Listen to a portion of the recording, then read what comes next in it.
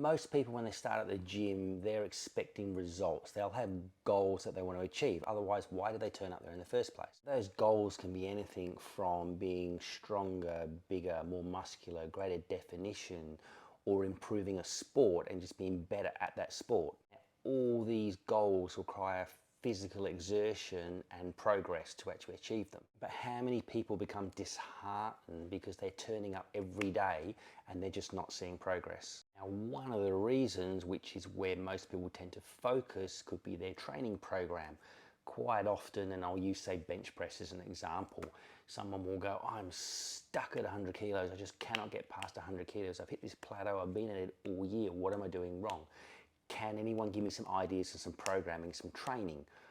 Well, that's one approach.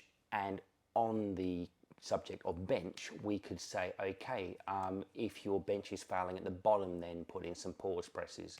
If your bench is failing at locking out, then put in some pin presses. But what if 6 months later they're still plateauing and still can't break that 100 kilos?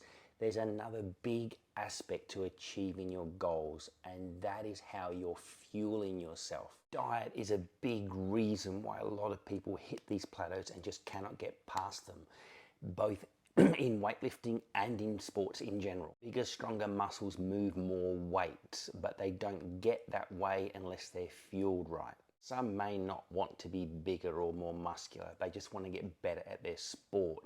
But the principle is the same. If you're not fueling yourself correctly, how are you meant to progress in your sport? If you want to physically progress in anything, fuel is going to be really important. One of the biggest drawbacks I see with people's progression is that they might have this fantastic program, but they don't have the diet to match it.